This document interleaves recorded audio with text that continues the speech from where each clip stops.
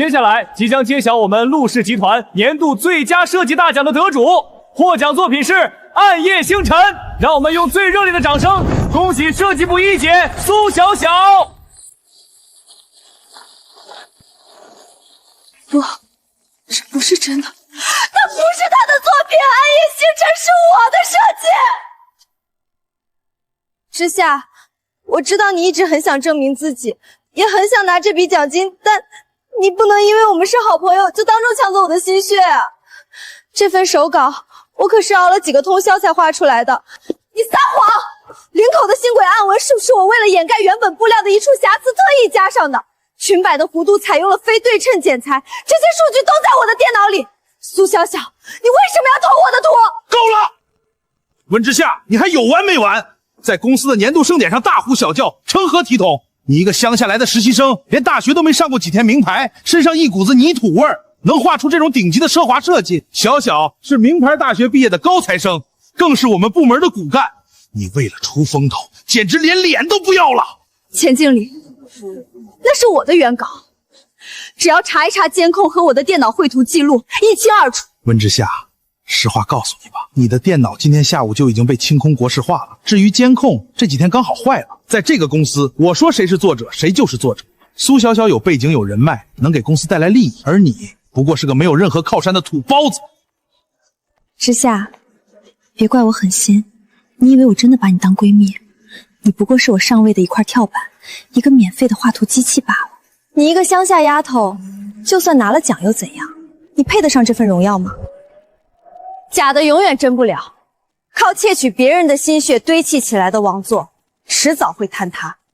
我温之夏虽然出身乡下，没有背景，但我有一双干净的手和一个清醒的大脑。这份设计，你们抢得走图纸，抢不走我的才华。今天这个乌烟瘴气的奖，我不稀罕。大言不惭！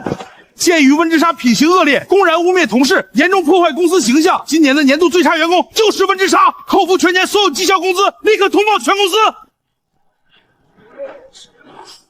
你们会后悔的，早晚有一天，我会站在你们仰望不到的高度，让你们为今天的所作所为付出代价。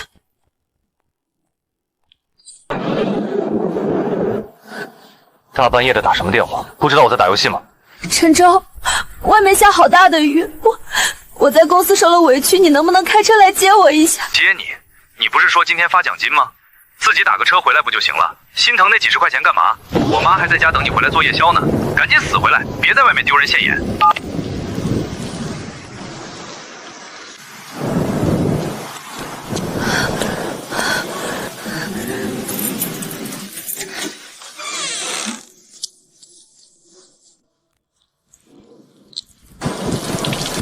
哎呦喂，你要死啊！身上滴着脏水就往屋里踩，我今天刚拖的地。妈，外面雨太大了，我没打到车。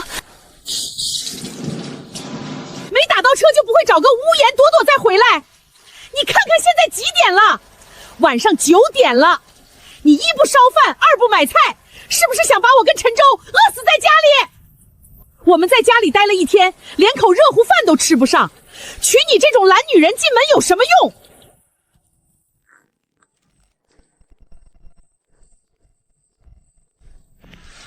温之夏，你干什么吃的？让你接个电话跟催命一样，害我游戏都输了。对了，你今天不是发年终奖和那什么设计大奖的奖金吗？加起来得有10万吧？赶紧转给我，我看中了一辆新出的摩托车，首付刚好够。奖金没有了，我的设计图被苏小小偷了，钱明达把我评为年度最差员工，扣除了所有的绩效和奖金。什么？你是不是没留意好？重要的资料怎么会不见了？那是很重要的项目资料啊！你怎么连重要的物品都没保管好？这可怎么办才好？我之前就说过要多留意重要物品的存放啊，怎么偏偏就你的资料不见了？会不会是你这边没留意好存放的位置？你把这钱弄丢了，我们下个月的车贷房租拿什么还？你是不是想逼死我们孤儿寡母？车贷、房租，这套房子的房租是我在交，你的车贷是我在还，就连你们今天嗑的瓜子，都是刷我的信用卡买的。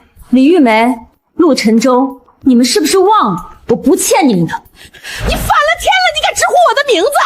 你一个农村户口的乡下丫头，能高攀上我们陆家，是你8辈子修来的福气。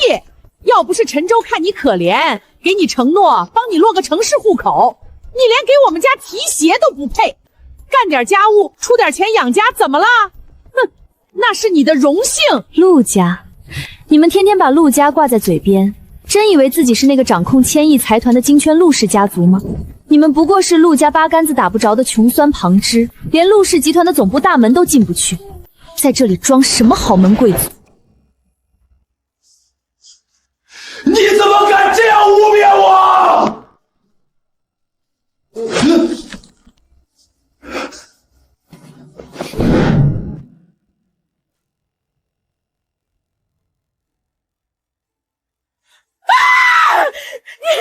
你敢打我儿子！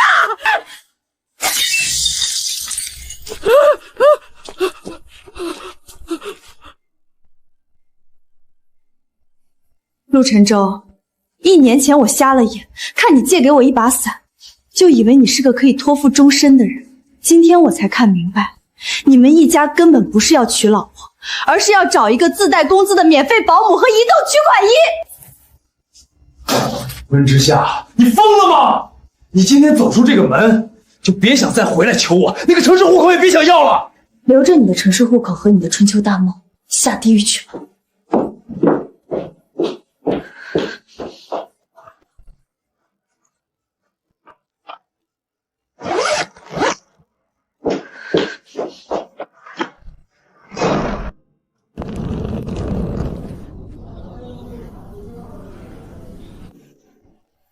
哎呀，之夏，你还真有脸来上班啊！我还以为你昨晚被未婚夫甩了，今天会躲在家里哭鼻子呢。让开！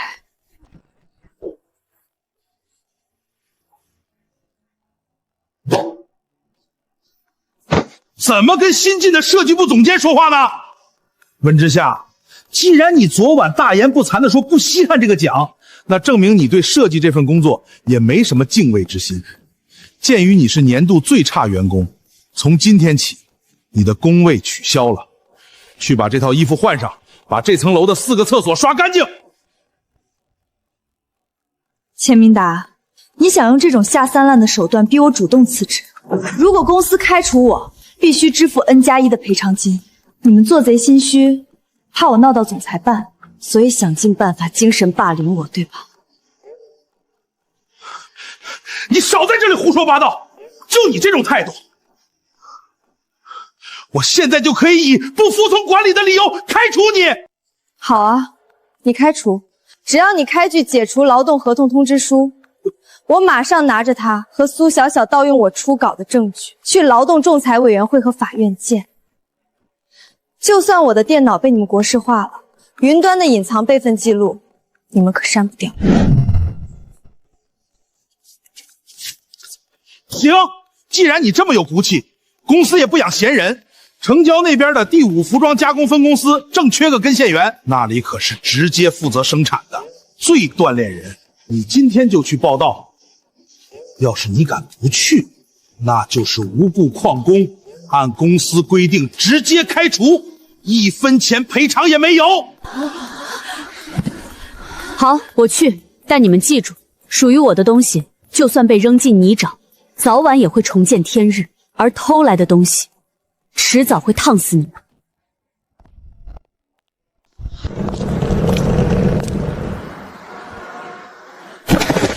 哎呦，别碰别碰，这年头碰瓷的太多了。就是啊，万一赖上你，看你怎么办？还是等警察来吧。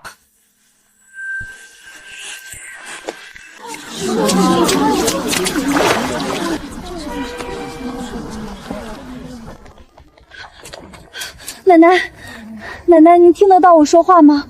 别怕，救护车马上就到，深呼吸，坚持住。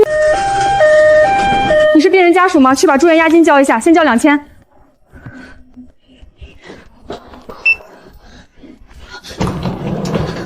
护士姐姐，我不是家属，我是路过的。老奶奶的医药费我垫付了。等她醒了，你们联系她手机里的家人就行，不用找我。我还要赶去郊区上班，先走了。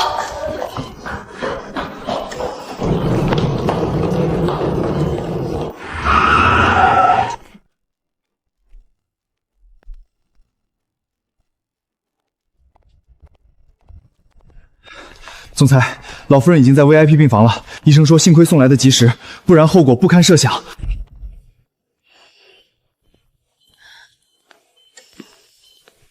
奶奶，您感觉怎么样？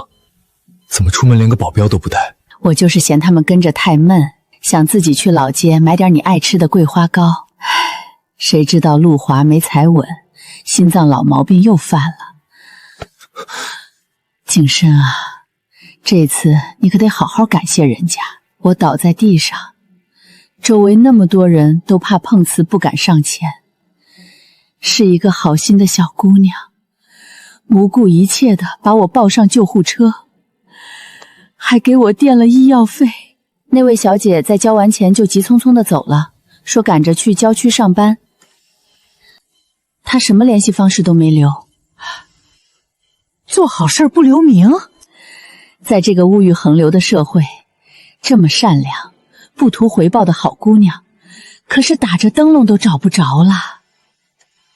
景深，奶奶命令你，必须把这个姑娘给我找出来，我一定要当面好好谢谢她。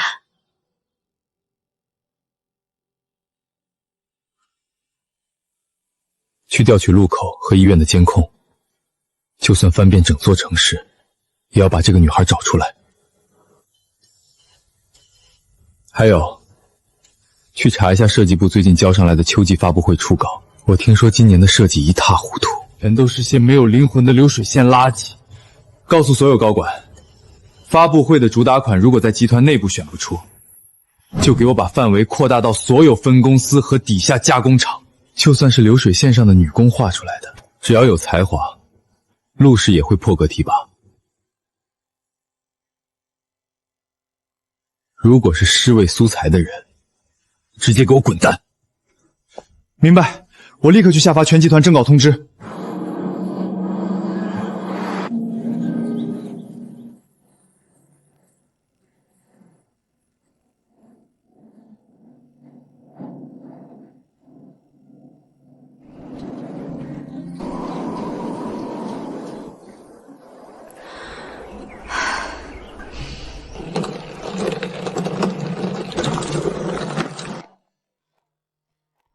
哟，这就是总部派来的大设计师啊！什么大设计师？钱经理可是亲自打过招呼了。这位是在总部犯了严重错误，被发配下来劳动改造的。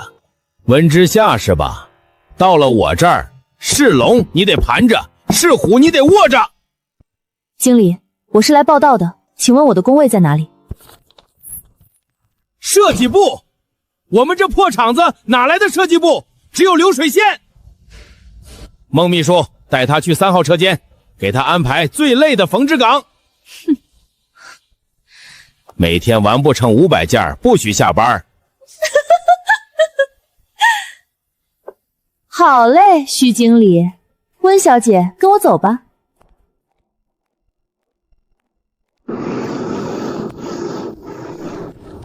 这是你的位置，至于住宿，你就去女工宿舍的302室。50个人的大通铺，里面正好还空着一个靠厕所的下铺，便宜你了。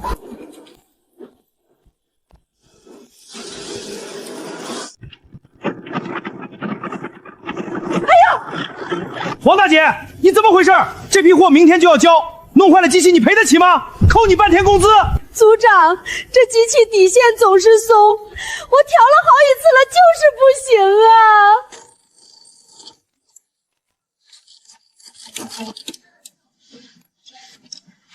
大姐，您再试试。哎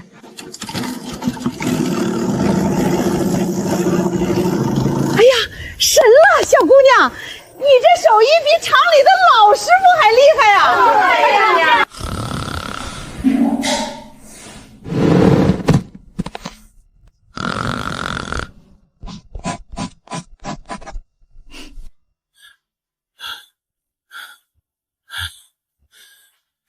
怎么回事？总部突然下发通知，全集团包括我们这种底层的加工厂都要上交一份秋季主打款的设计图，参与海选。而且据说还是总裁陆景深亲自下的命令。徐经理，咱们厂哪有会画图的人啊？那些女工连字都认不全，要是交白卷，上面肯定觉得我们不思进取，万一陆怪罪下来，可是找外面的枪手也来不及了，明天就要交稿。等等，经理，我前2天查寝的时候，看到那个温之夏晚上躲在被窝里偷偷画图，不过当时没当回事儿。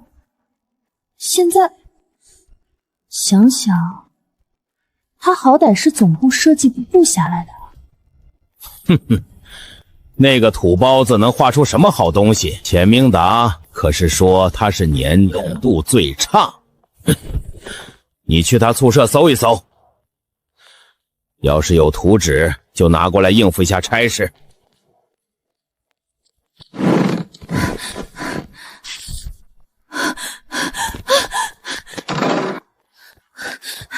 经理，你看这个。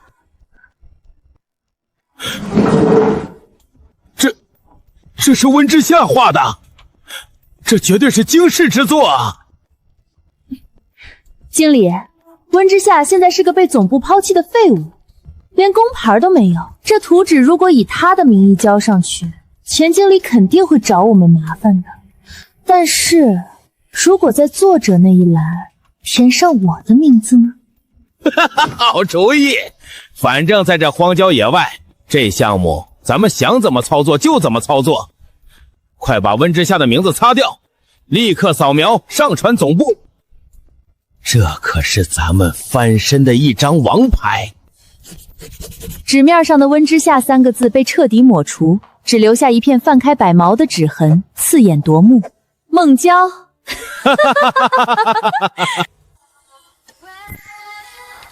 这就是你们设计部号称打磨了1年的秋季主打款，空洞、烂俗，毫无灵魂。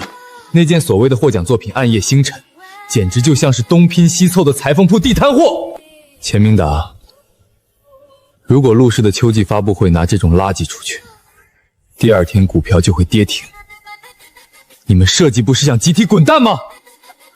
总裁息怒，这已经是苏小小，不，这已经是部门里最好的。闭嘴！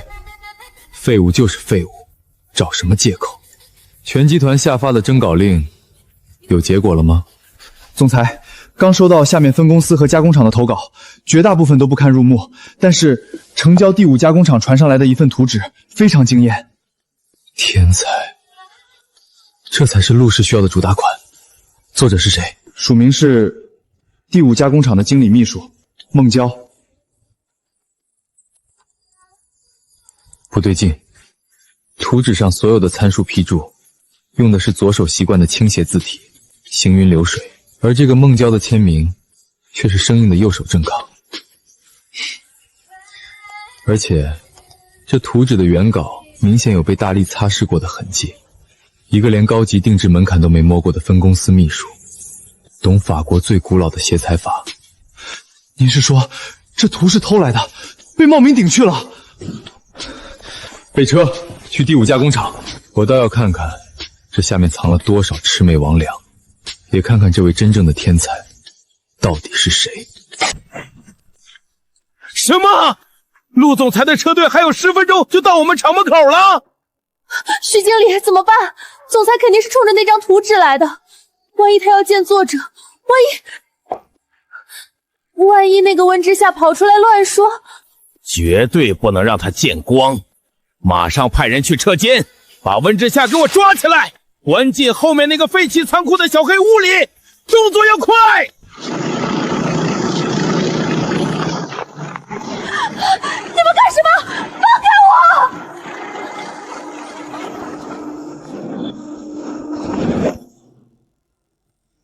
给我老实点儿！马上有大任务来视察，你要敢弄出半点动静，我今天晚上就把你扔到后山的野狗堆里去，关起来！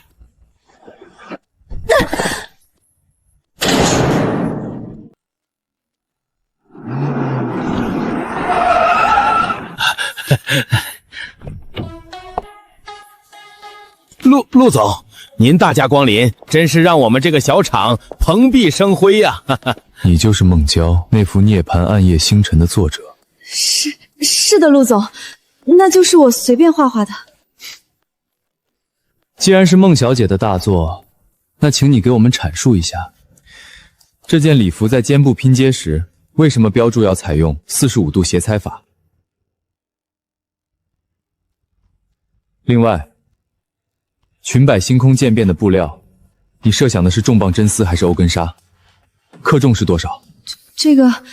那个斜裁就是歪着剪，布料嘛就用纯棉的，比较吸汗。一派胡言，连最基本的面料常识都没有，你也敢冒名顶替？说，这图纸到底是谁画的？陆总，这图纸交上来的时候没写名字，我看画得好，为了厂里的荣誉，就擅自填了孟娇的名字。原作者他辞职回老家了。辞职了？好，去把今天全场的花名册和所有在岗人员给我叫出来，少一个人，我今天就把你送进监狱。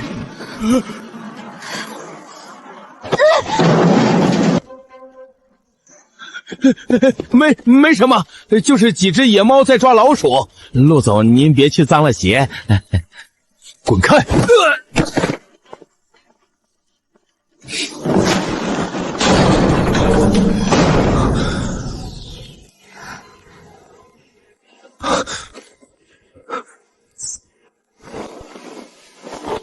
对不起，我来晚了。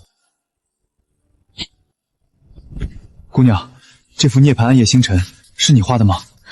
肩部45度斜裁，是为了打破常规的视觉平衡，营造破败感。裙摆必须采用重磅真丝乔无纱，克重在16毫米以上，才能承受住银线暗绣的重量，呈现出流星陨落般的垂坠感。至于我的灵感，来源于那些被踩在泥土里却依然仰望星空的人。好，很好，立刻报警，把这2个人移班警方处理，查清他们侵占的所有款项，依法追究全部责任，涉案资金全额追缴。是。还有那个把他下放到这里来的钱明达，立刻暂停他所有职务，全程配合调查。是，总裁。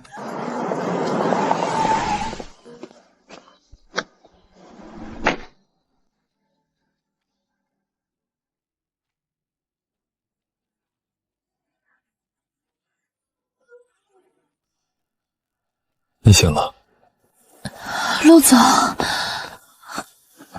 别乱动，私人医生已经给你做过全身检查，好在都是皮外伤，没有伤及骨头，但你严重营养不良加上疲劳过度，需要好好静养。谢谢您，陆总，不仅救了我，还替我洗刷了冤屈。该说对不起的是我管理不善，才让陆氏集团内部生出了徐茂才、钱明达这样的毒瘤，让你受了这么大的委屈。不过你放心，徐茂才和孟娇已经在警察局喝茶了，他们吞进去的每一分钱，我都会让他们吐出来。还有，那天在十字路口，是你救了我奶奶，对吗？那位老奶奶是您的？她是我最敬重的亲人。你不但有旷世的设计才华，更有一颗难能可贵的善心。温之夏，陆氏欠你一个天大的人情。我只是做了我该做的事，至于设计图，那是我的底线，我绝不允许任何人偷走它。少爷，管家已经备好了晚餐，另外造型师送来了温小姐的换洗衣物，送进来。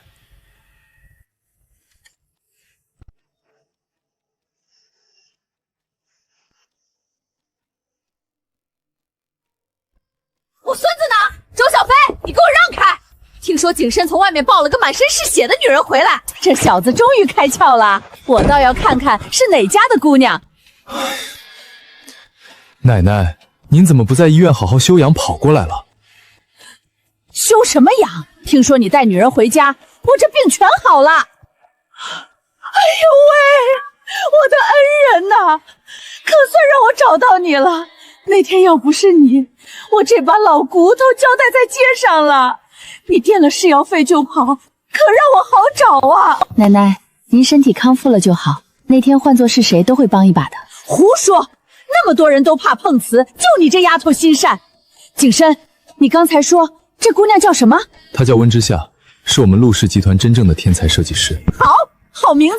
景深啊，你听好了，之夏救了我的命，长得又这么水灵，还有才华。你单身这么多年，我给你介绍那么多名分千金，你都看不上。今天既然缘分把之夏送到了咱们家，这件事我做主了，你们俩马上给我订婚。什么？奶奶，您别乱点鸳鸯谱，我和温小姐才刚认识。刚认识怎么了？感情可以慢慢培养。你知不知道知夏在外面受了多少苦？哎呦，我这心脏啊，一着急就疼。我这辈子最大的心愿就是看你成家。你是不是想气死我这个老太婆？奶奶，奶奶，您先别激动。其实我和知夏已经在交往了。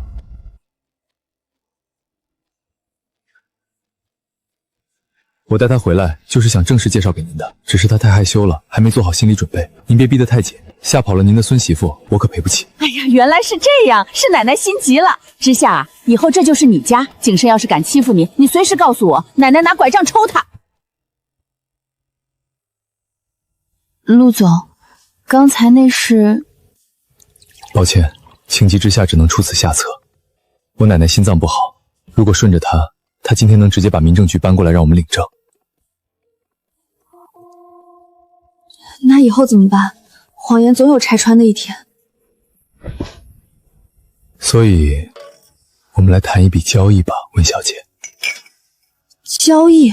没错，如你所见，我奶奶为了逼婚几乎无所不用其极。我需要一个挡镜牌，一个能让奶奶满意，同时能挡住外面那些狂风浪蝶的未婚妻。而你的才华不该被埋没，你需要一个最顶级的平台，去施展你的抱负，去拿回属于你的一切，去向那些把你踩在脚下的人复仇。只要你答应做我的契约未婚妻，陆氏集团的资源随你调配，你是当之无愧的首席设计师，谁敢挡你的路，我替你扫平。好，我答应你，但我们先说好，只是演戏。在公司里，我希望靠我的设计作品说话，而不是靠总裁未婚妻的头衔。成交。那么未婚妻，好好休息，明天一早跟我杀回总部，去看看那群跳梁小丑，准备怎么迎接他们真正的女王。小小，还是你厉害！暗夜星辰一举拿下大奖，钱经理已经正式提拔你为设计部副总监了吧？我就知道你比那个连大学都没上过的乡下土包子强10000倍。文之夏那个贱人居然敢跟我甩脸子，还真以为自己是个什么东西。陈州哥，你也别生他的气，他那种底层人，也就是嫉妒我罢了。对了，你今天怎么有空来集团总部？我这不是来看看你吗？顺便来总部人事部打个招呼。我们家好歹也是陆氏家族的嫡系旁支，我太爷爷当年可是跟着老太爷一起打过江山的。只要我一句话，温之孝那种没有背景的底层打工仔，在这座城市绝对混不下去。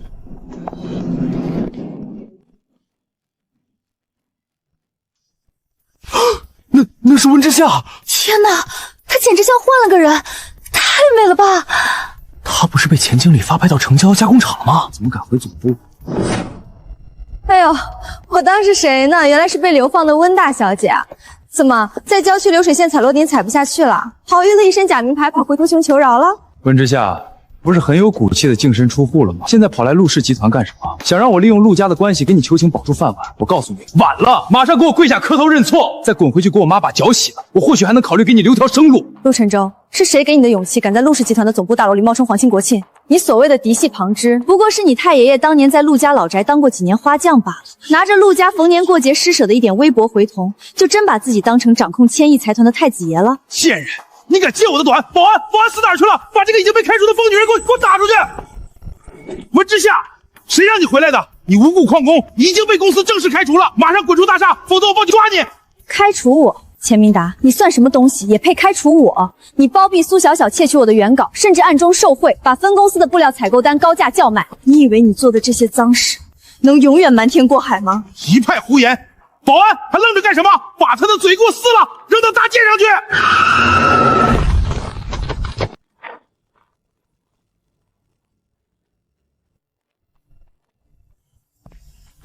总裁好，汤哥，您来的正好，我是陈舟啊。有个不知死活的乡下女人在公司闹事，不仅辱骂我，还严重影响了公司形象，我正让钱经理把她赶出去呢。周小飞，这小丑是谁？总裁，这位是陆氏家族第16代旁系，算起来太爷爷确实在咱们老宅修过草坪，目前他们家每月靠领取家族俊托基金的低包生活。汤哥，我虽然是旁系，但处处维护咱们陆家的颜面，就是这个女人。你指着谁？我刚才好像听到有人要我的未婚妻下跪认错，还要撕乱她的嘴。汤哥，你开什么玩笑？她昨天还是我的未婚妻啊！你也配？从今天起，你们一家从陆氏家族的族谱中正式除名。周小飞，停掉他们家所有的信托基金和分红，收回他们居住的陆氏名下房产，同时向全行业下发封杀令，任何企业敢利用它，就是与陆氏为敌。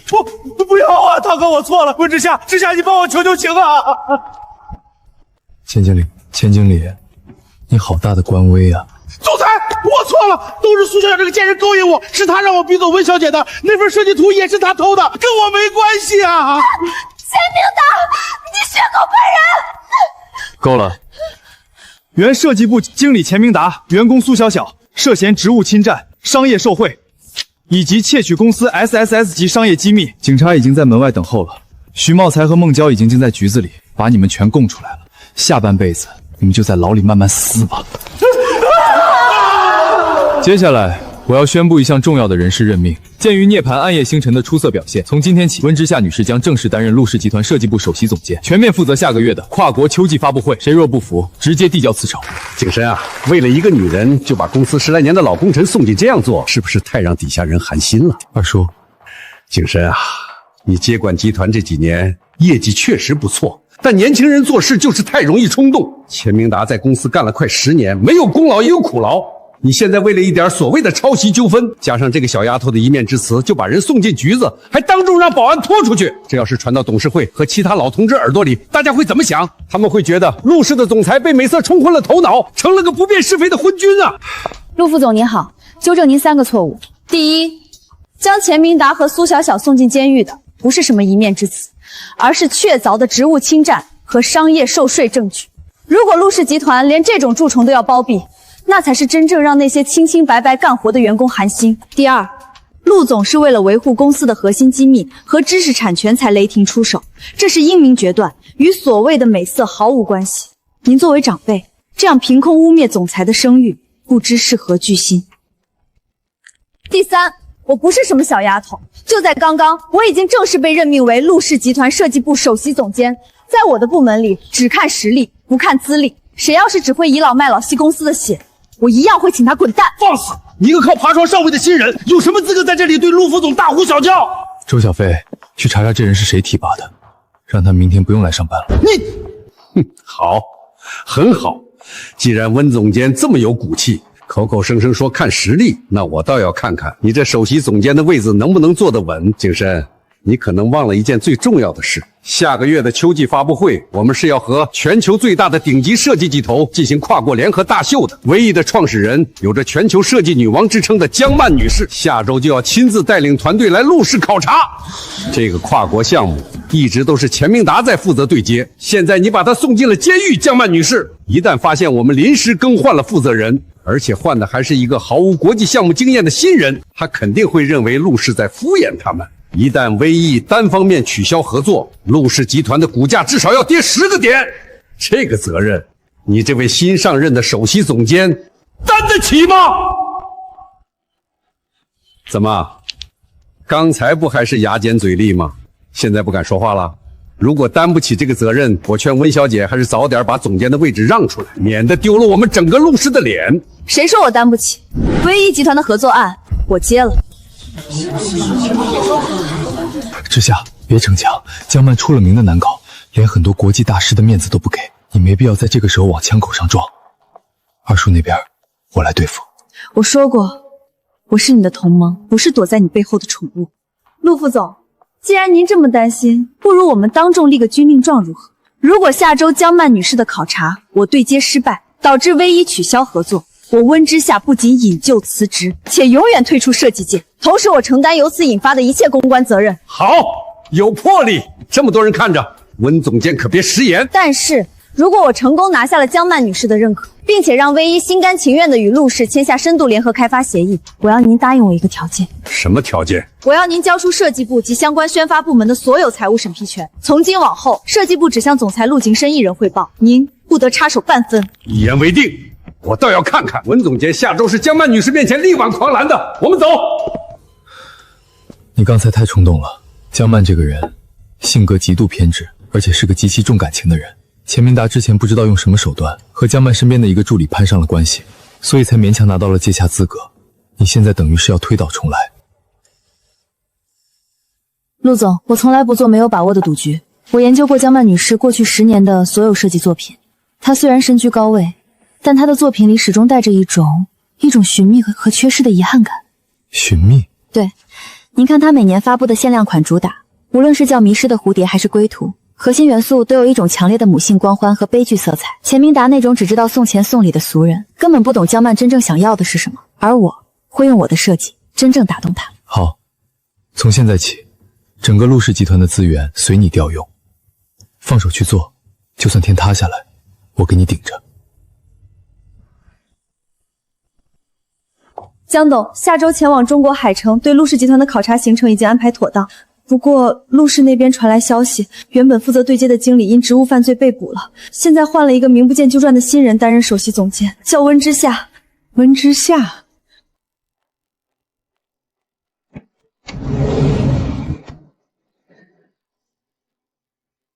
我的楠楠，20年了，你到底在哪里？告诉陆氏，如果下周的对接不能让我看到真正的灵魂设计，V1将永久取消与陆氏的所有合作。去准备专机，回国。紧张吗？如果我说一点都不紧张，那是骗人的，但更多的是兴奋。江曼女士是我的偶像，能和她交手，是所有设计师的荣幸。江董，欢迎来到海城，一路辛苦了。陆总，如果在法国，你拿这种级别的新人来对接我的项目，我会直接让保安把你们请出去。V1的时间很宝贵，我不希望浪费在陪小女孩过家家上。江董您好，我是陆氏集团设计部首席总监温之夏。我知道在您眼里，资历代表了经验，但我想，作为曾经以一套破碎神眉系列打破欧洲设计界垄断的先驱者，您最看重的应该是作品的灵魂，而不是设计师的年龄，对吗？口才不错，但设计界靠的是真本事。走吧，去酒店。下午3点，我要看你们的出版方案。如果不能让我满意，我今晚就飞回巴黎。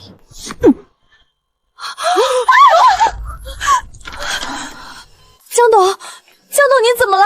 让开，都散开，保持空气流通。周小飞，通知海城第一医院，让急救中心清空通道，立刻准备抢救。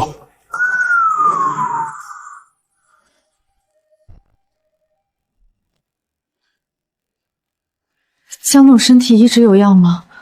董事长早年受过很大的心理创伤，加上常年高强度工作，患有严重的贫血和突发性晕厥。这段时间为了赶发布会，他已经连熬了3个通宵了。谁是病人家属？病人因过度劳碌引发急性重度失血休克，必须立刻进行输血。但病人的血型极其罕见，是 RH 阴性 AB 型，也就是俗称的熊猫血。那就赶紧说啊，要多少钱我们都出得起。这不是钱的问题。昨天海城高速发生连环车祸，血库里极其稀缺的 RH 阴性血已经全部调空了。现在如果去其他城市调血，最快也要4个小时，病人根本撑不到那个时候。除非现在能找到同样血型的献血者，立刻进行活体抽血。抽我的，我是 RH 阴性 AB 型血。医生，需要多少抽多少，只要能救他。温之夏，你疯了！你自己前几天才被打得一身是伤，营养不良严重，你现在去抽血不要命了吗？陆景深，这是一条人命，而且如果他死了，我们的心血全完了。相信我，我没那么娇弱，让我去。我在外面守着，如果你有任何不适，必须马上停止。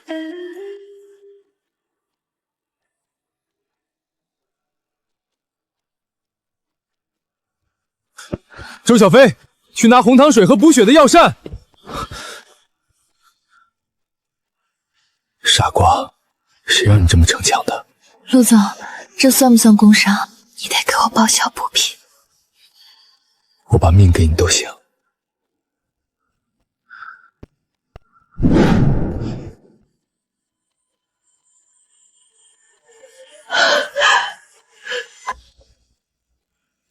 RH 阴性 AB 型血，这是极其罕见的血型，董事长当年走失的亲生女儿也是这个血型，加上刚才温之笑眉眼间与董事长年轻时相似的轮廓。护士小姐，请问刚才那位温温小姐抽完血后有遗留的血液样本或者带毛囊的头发吗？我要家族做一份最高级别的 DNA 亲子鉴定，必须绝对保密。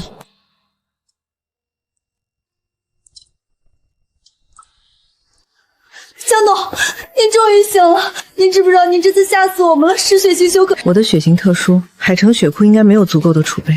董事长，救您的人正是陆氏集团那位刚上任的首席总监温之夏，他是极其罕见的 RH 阴性 AB 型血，和您一模一样。当时情况危急，他不顾自己身体极度虚弱，硬是抽了400cc 的血给您。他人呢？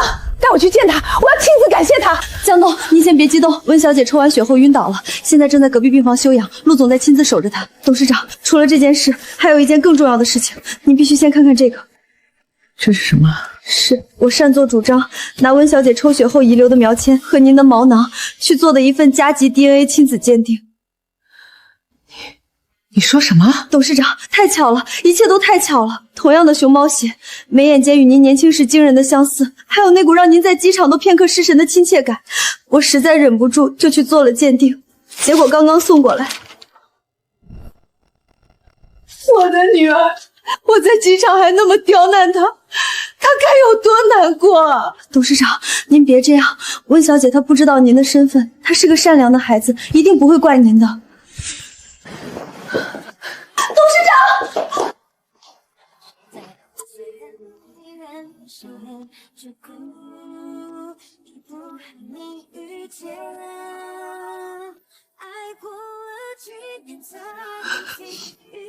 董事长，现在不能去。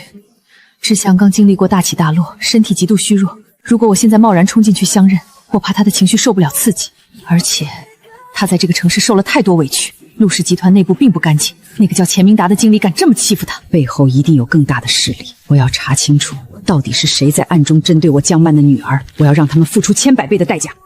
安娜，调集威一集团在亚太地区所有的情报网络，给我查清温之夏这20年的所有经历，事无巨细，哪怕是他小时候吃过的一块糖，我都要知道。是，董事长。你说什么？温之夏那个贱人不仅没被江曼赶出来，还给江曼输了血，救了她一命。是的，陆副总，医院那边的眼线说江曼突发疾病，刚好温之夏也是极其罕见的熊猫血。现在陆总一直在医院陪着，听说江曼醒了之后对温之熙的态度大变。绝对不能让这个女人活着回到公司。陆景深以为找了个靠山就能扳倒我，做梦！做梦！喂，是黑蛇吗？我要你帮我伪造一份天衣无缝的电子证据链，我要让全世界都认为温之夏潜入威一集团的内部网络，窃取了他们最核心的 SS 级设计机密归途，还要将他账户里打入3000万的海外不明资金。董老板，伪造这种级别的商业间谍案，价钱可不低呀！1000万美金，定金马上打入你的瑞士账户。我要这份证据在明天的陆氏集团庆功晚宴上准时引爆。我要让温家身败名裂，直接把牢底穿穿。我要让陆景深背上包庇商业间谍的罪名，彻底滚出董事会。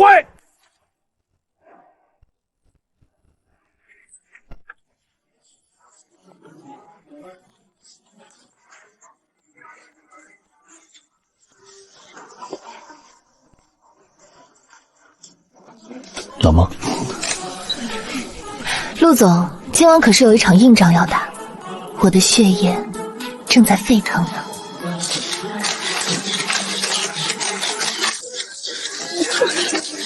景深，温总监真是郎才女貌啊！听说温总监在医院给江董献了血，立下了大功，二叔我可真是要好好敬你一杯。二叔客气了，这都是我分内的事。江董，您的身体……之夏，今晚很美。谢谢江总夸奖，您的身体还需要多休息，不宜久站。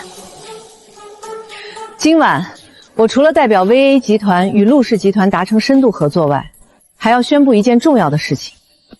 温之夏女士不仅才华横溢，更有着常人难以企及的高尚品格。我决定在此次合作中聘请温之夏女士为威一集团大中华区的特约联合首席。这枚徽章代表了 VV1 最高级别的认可。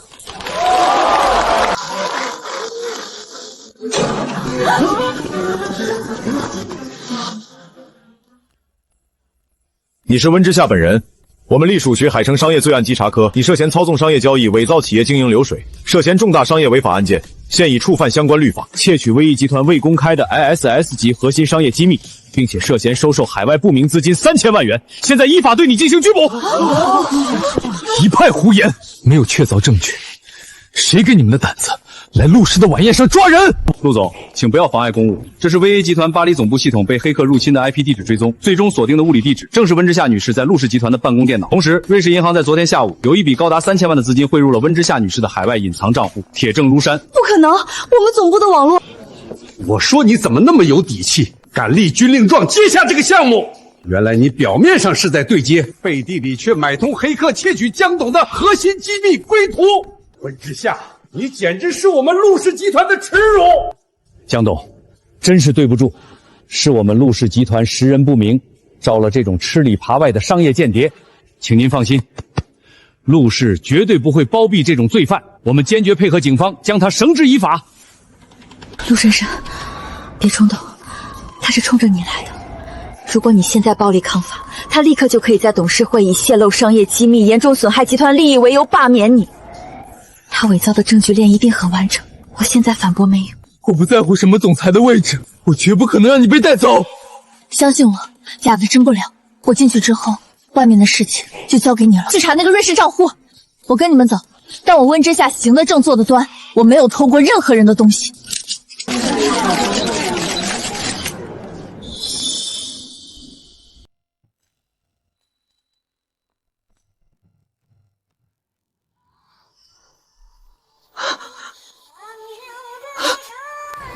陆坚腾，你敢动我的亲生女儿，我要你们整个陆氏给她陪葬！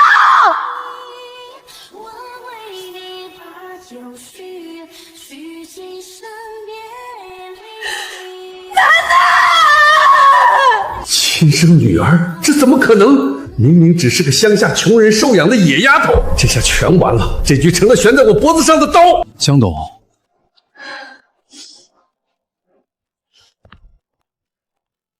把绳子给我解开。江董，我们理解您的心情，但无论嫌疑人是不是您的女儿，现在的电子证据链显示，他确实入侵了 VA 的内网，窃取了 SIS 级机密归途。在法律面前，法律讲究的是证据和事实。我江曼，威一集团全球董事长兼首席设计师，归途的唯一创作者。我现在当着全世界媒体的面正式宣布，那份所谓的机密根本不是被窃取。归途是我20年来为了寻找失散的女儿，专门为她设计的一份成年礼物。我女儿拿走她母亲为她准备的礼物，算哪门子的窃取机密？我这个当事人都说没有被盗，你们凭什么抓人？执法人员先生，既然江董已经澄清了事实，那么温之熙女士就不存在任何犯罪行为。至于那笔3000万的海外不明资金，很明显，这是一场极其恶劣的蓄意栽赃陷害。陆氏集团将正式向警方报案，要求彻查这笔资金的来源和幕后黑手。执法人员，如果没有其他合法理由，请立刻释放我的当事人。你真的是我的母亲？对不起，妈妈，对不起你，是妈妈没有看好你，让你吃了这么多苦。奶奶，妈妈终于找到你了，妈。二叔，戏还没唱完，您这么着急去哪儿啊？景深啊，那个既然是一场误会，温总理又是江董的千金，那是天大的喜事儿。二叔，我突然觉得胃不太舒服，想先回去休息。误会？二叔，黑客入侵的 IP 地址精确到了之夏的办公电脑，3000万的海外黑钱精准的汇入了他的名下，连报警的时机都掐得这么准，您管这叫误会？这肯定是公司里有别有用心的人，想挑拨我们陆氏和唯一的合作。我是副总裁，我马上安排人去彻查。不用麻烦您了。二叔，您太超级了，您以为花1000万美金在暗网上雇佣黑蛇伪造证据链就能天衣无缝吗？您忘了，陆氏集团的最高网络安全权限一直掌握在我的手里。陆副总，就在警方进入宴会厅的前10分钟，我们的反黑客团队不仅成功拦截了黑蛇的攻击轨迹，还通过反向追踪锁定了黑蛇的物理地址。就在刚才，海外国际刑警已经将黑蛇的老窝端了，黑蛇已经全部招供，雇佣他伪造证据并转账3000万赃款的人，正是您，陆建阁副总裁。您拨打暗网加密电话的录音，以及您的瑞士银行转账记录，我们都已经拿到了。陆建德先生，您涉嫌雇佣黑客伪造电子证据，无限构陷他人以及巨额洗钱。现在，请您跟我们走一趟吧。陆景深，你不能这么对我！我是你二叔，我是陆氏的功臣，你真是大逆不道！就算我进去了，董事会里也全是我的人，你休想坐稳这个位子！二叔，您就安心去牢里度过余生吧。至于董事会那些被你收买的蛀虫，我会挨个清理干净，一个不留。陆总，今天这份情我江曼记下了。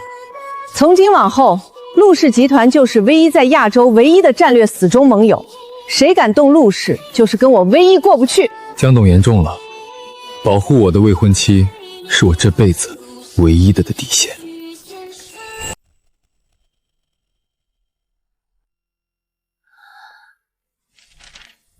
你一整夜都守在这里，怕你做噩梦，也怕这只是一场梦，醒了你就不见了。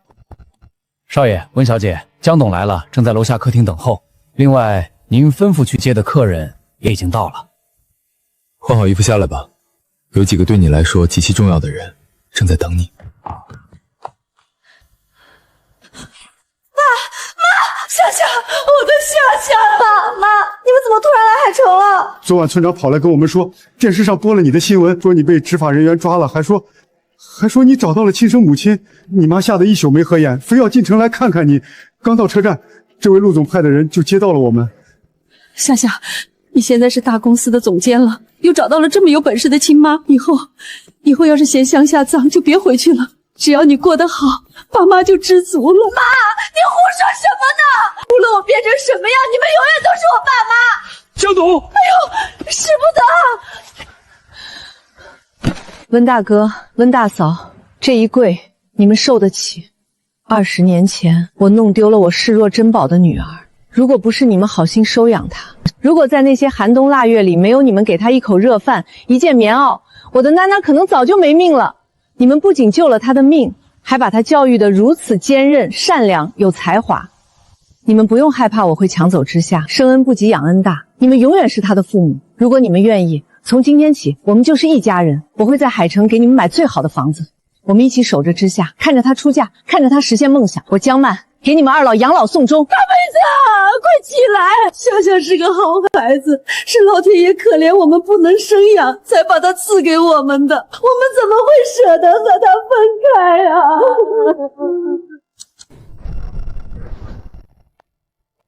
各位，下午好。过去的24小时里，我们部门经历了巨大的洗牌，那些靠着溜须拍马窃取他人劳动成果的蛀虫，已经全部被清理出局。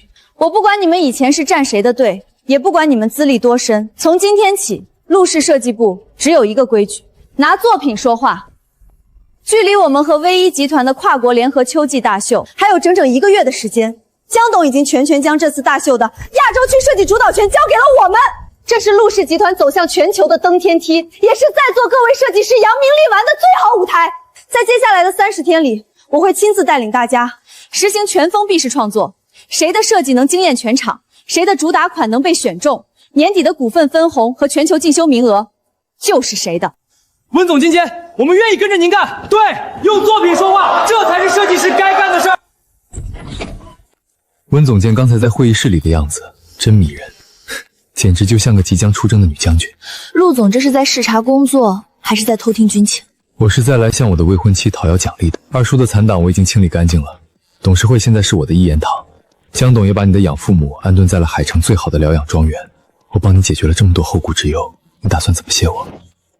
这个奖励够吗？不够，这点利息还远远不够。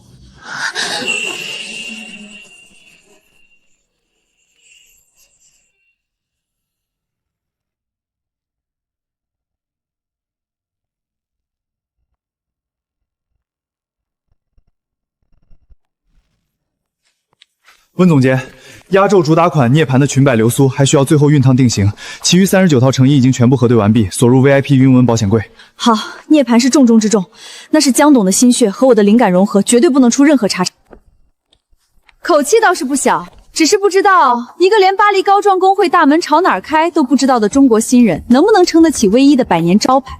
你是哪位？这里是后台重地，非工作人员禁止入内。瞎了你的狗眼！这位是法国 LA 奢侈品集团的现任设计总监雪莉小姐，更是连续3年蝉联欧洲青年设计师金奖的天才。我们是受邀来观秀的 VIP 贵宾。原来是雪莉总监，有失远迎。不过既然是来看秀的贵宾，就请回顾前厅的贵宾席，在我的后台指手画脚。LA 集团的规矩，难道是教人怎么做个不速之客吗？温之夏，你别得意的太早。江曼是被你们那出狗血的认亲戏漫冲昏了头脑，才会把这么重要的位置交给你。但时尚界只认作品不认血团，听说你的压轴款用的是最娇贵的极光丝，那种面料极难驾驭，我等着看你在全世界媒体面前摔得粉身碎骨。那就请雪莉总监睁大眼睛好好看清楚，中国的设计师是如何将你口中驾驭不了的面料变成你高攀不起的艺术品。今晚加强后台安保，任何闲杂人等不得靠近 VIP 保险柜半步。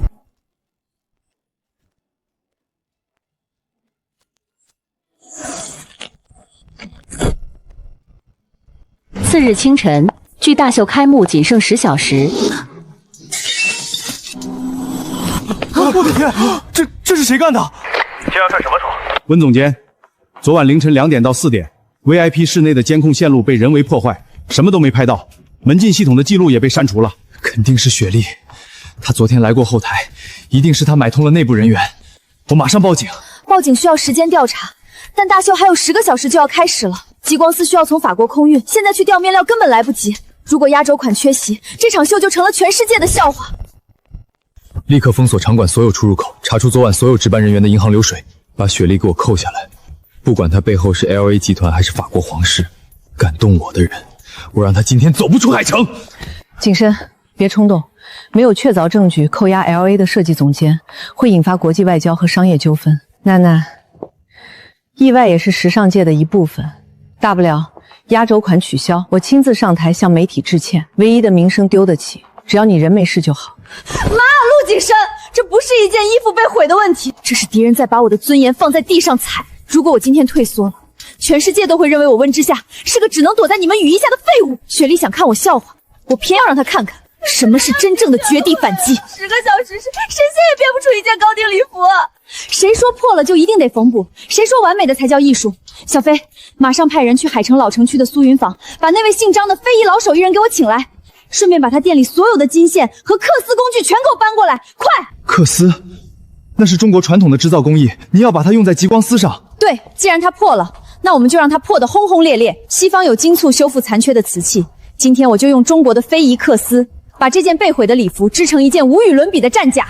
陆总，给我9个小时，封锁 VIP 室，除了我和张师傅，任何人不得打扰。好，这9个小时，就算天塌下来，我替你扛着，放手去做。晚上8点整，大秀正式拉开帷幕。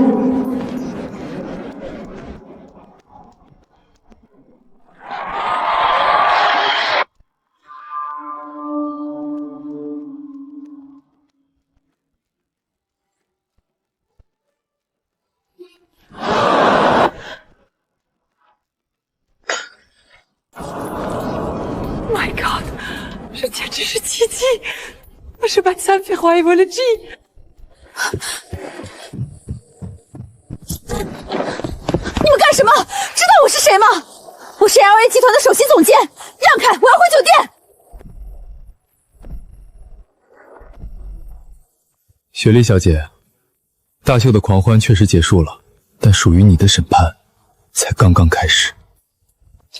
陆总，你的大秀很成功，我深表祝贺。但我现在有些不舒服，需要回酒店休息。你不能限制外籍人士的人身自由。外交事件。陆总饶命，我都招了，全都是这个外国女人指使我的，是她给了我100万现金，让我把那件蓝色的礼服划烂，监控也是她教我怎么破坏的。胡说八道！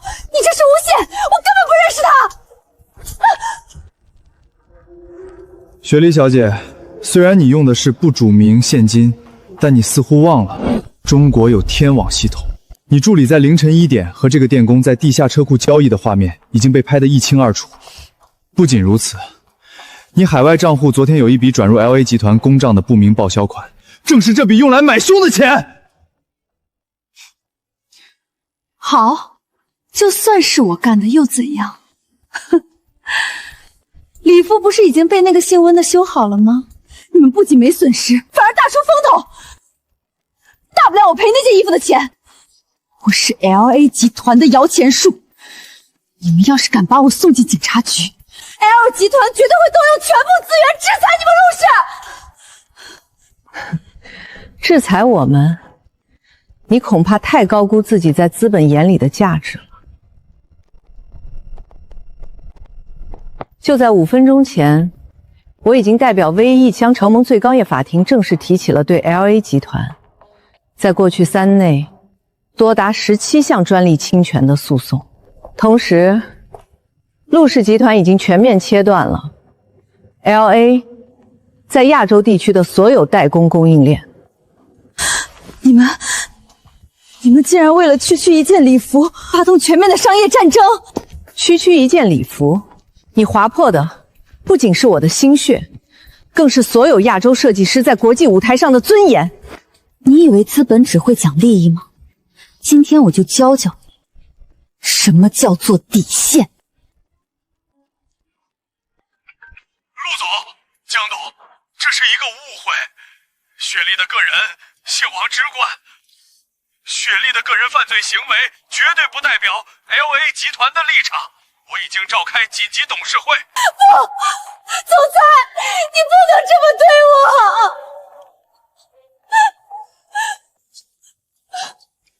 把他带走，涉嫌故意毁坏价值过亿的商业机密和珍贵非遗艺术品，这辈子他就为自己犯下的错付出全部代价。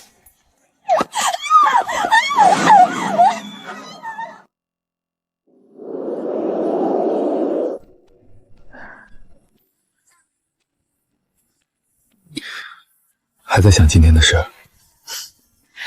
雪莉不过是个跳梁小丑，已经被时代的洪流淘汰了。我只是觉得像做了一场梦。半年前，我还在被渣男 PUA， 在城郊流水线上踩缝纫机，而今天，我居然站在了世界设计的最顶端。陆深深，谢谢你，谢谢你在那个黑暗的小黑屋里踹开门，把我拉出泥沼。如果没有你作为我最强大的后盾，我不可能走得这么稳，这么快。傻瓜，我只是给你提供了一个舞台，真正大放异彩的是你自己的灵魂。之夏，今天在 T 台上，当你看向我的那一刻，我甚至觉得我已经配不上你了。陆景深，你听好，我温之夏从来不是一根需要攀附大树的藤蔓，我拼尽全力爬上顶峰，就是为了能以一棵树的姿态和你并肩站在一起。我们是平等的同盟，更是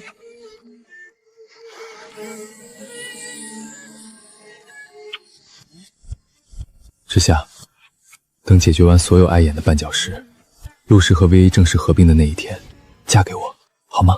好。第二天清晨，伯父，坐吧，温总监。昨天的大秀我看过了，你确实配得上江曼女儿的身份，也配得上我们陆家。父亲，您急匆匆从欧洲赶回来，出什么事了？就在3个小时前 ，LA 集团被全面封锁后狗急跳墙，他们背后隐藏的欧洲老牌贵族资本浮出水面，联合了华尔街的3大做空机构，准备对我们陆氏集团和威毅集团在国外的联合上市计划发起一场毁灭性的金融狙击战。原本打算让你们慢慢准备婚礼，但现在只有陆氏和威毅集团彻底进行股权合并，组成一艘坚不可摧的超级航母，才能抵御这场风暴。而且合并的唯一条件就是你们2人必须在1周内立刻完婚，用这场震惊全球的世纪婚礼向世界宣布我们无坚不摧的同盟。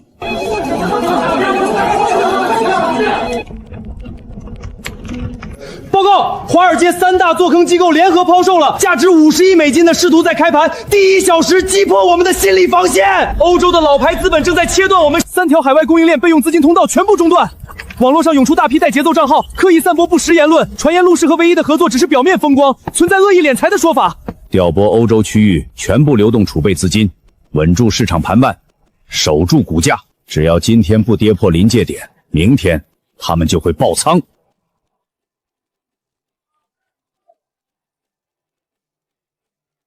父亲，常规的资金互砸，我们虽然能赢，但也会伤筋动骨。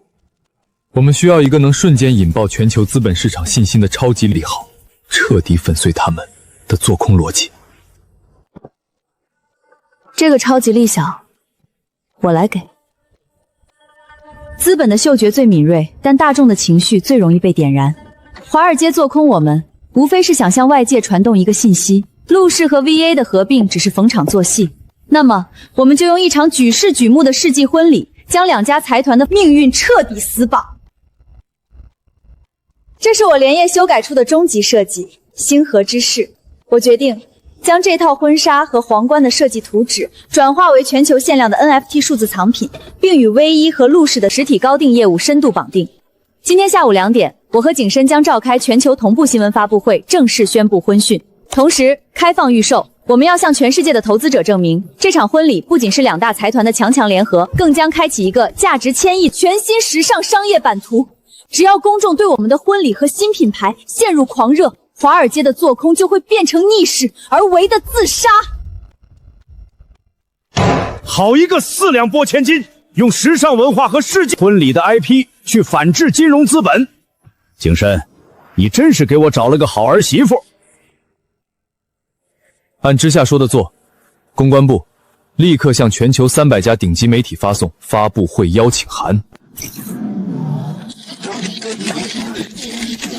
陆氏与唯一的结合，不仅是爱情的见证，更是东西方时尚资本的终极融合。我们坚不可摧。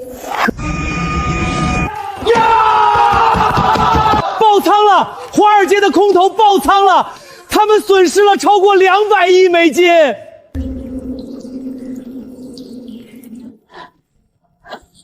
陈州，你死哪儿去了？快来帮我把这堆废品卖了，不然我们今天连吃馒头的钱都没有了。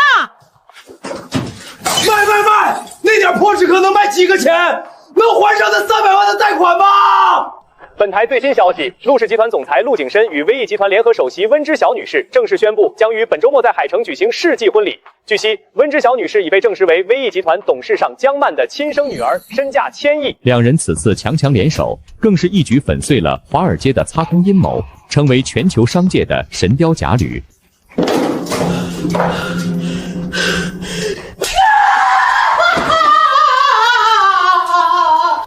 真千金，1000亿身价，我到底干了什么？那原本是我的儿媳妇啊！我们本来可以住大别墅，开豪车，成为1000亿富豪的亲家啊！我居然为了干点家务活，把一个1000亿继承人给骂跑了！不，他爱我，他以前那么爱我，连工资都交给我。我要去找他，只要我当着媒体的面说我是他的初恋，说我们有过婚约，他为了面子也一定会给我钱的。随便从他指缝里露出一点，就够我们还清债务了。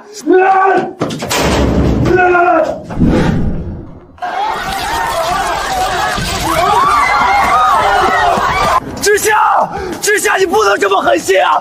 放开我，我是他前未婚夫。知夏，你看看我呀，我是陈州啊！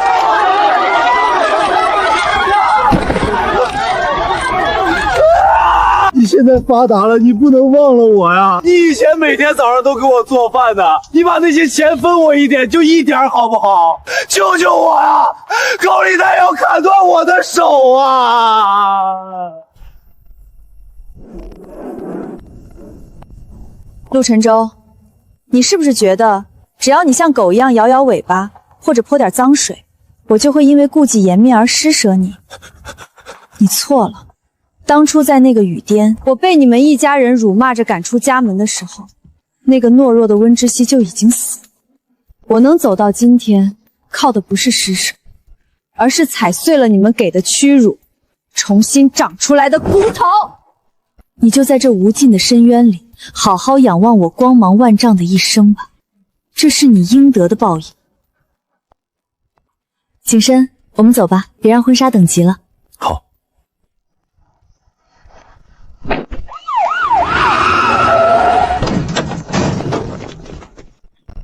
陆神州，你涉嫌利用虚假身份从事多起经济违法活动，涉案金额巨大，还牵涉多起民间违规借贷纠纷。现在依法带你回去配合调查。我没有，知夏救我，知夏！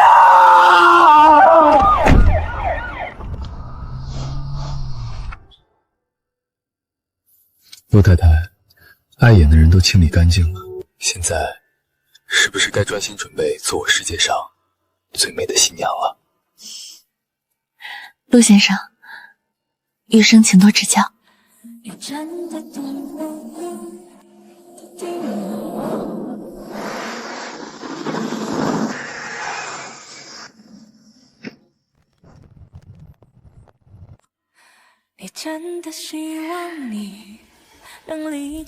囡，真美！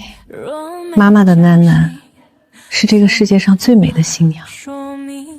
谢谢妈。夏夏，妈这辈子做梦也没想到能看着你穿上这么好看的衣服出嫁，你一定要好好的和景深好好过日子。妈，您别哭，今天是大喜的日子，以后我有2位妈妈疼我，我是这个世界上最幸福的人。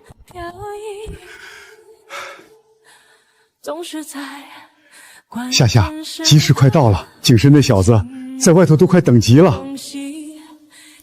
爸，我们走吧。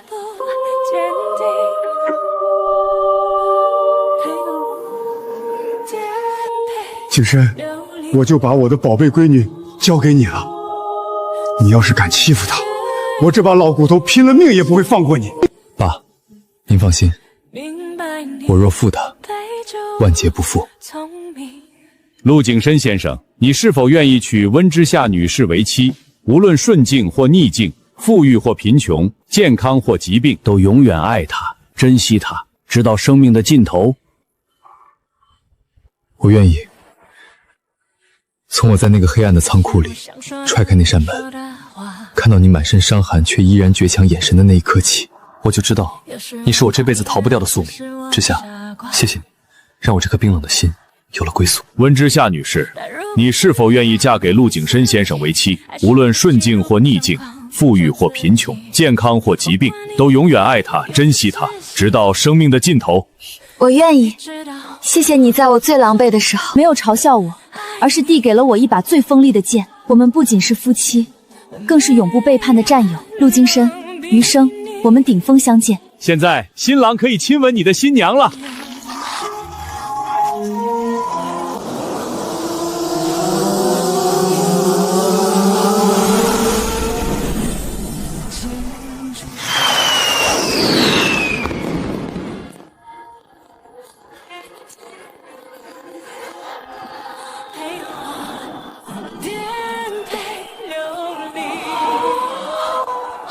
太夸张了，这逆袭简直绝了，这才是真正的顶峰相见。今天是我女儿之夏出嫁的大喜日子，作为母亲，我为她感到骄傲。同时，作为V1集团的创始人，我将在这里宣布一项重大决定：从即刻起，V1集团将与陆氏集团进行深度的全产业股权置换合并。我们将共同成立全球最大的时尚与奢侈品商业帝国——陆威纪元控股集团。没错，陆威纪元不仅将垄断全球超过40%的高端市场份额，更将成为未来时尚界规则的制定者。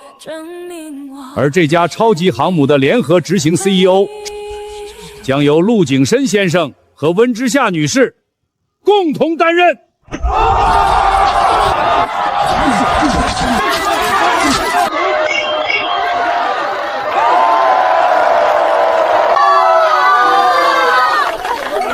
陆太太，这片江山可还满意？江山很美，但都不及陆先生1/1000。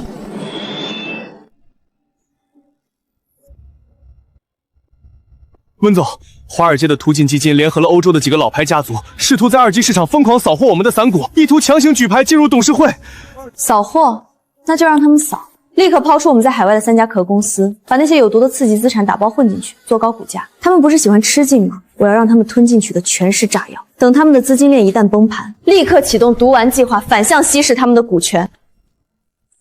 可是温总，这招极其凶险，一旦资金盘算错，哪怕0.1%，我们就会面临违规审查和巨额亏损。不用担心资金盘，一切按照陆太太的指示办。如果亏了，算我个人的私账；如果审查，陆氏最顶级的100人律师团会教他们怎么重新认识国际法。会议结束，各部门去执行吧。陆太太今天在谈判桌上大杀四方的样子，真是迷人的让我移不开眼。不过，你昨晚就为了看那些欧洲财报熬到凌晨2点，陆先生表示非常不满。如果我不努力点儿，怎么配得上这位财大气粗，动不动就拿100亿私账给我抖底的陆大总裁呢？你就算什么都不做，只要站在这里，这片江山就是你的。与其看那些枯燥的财报，不如我们生个继承人。怎么回事？天塌了？是江董来了。江董通过私人专属电梯直接去了地下3层的绝密安全屋，他让我立刻叫你们下去，说出大事了。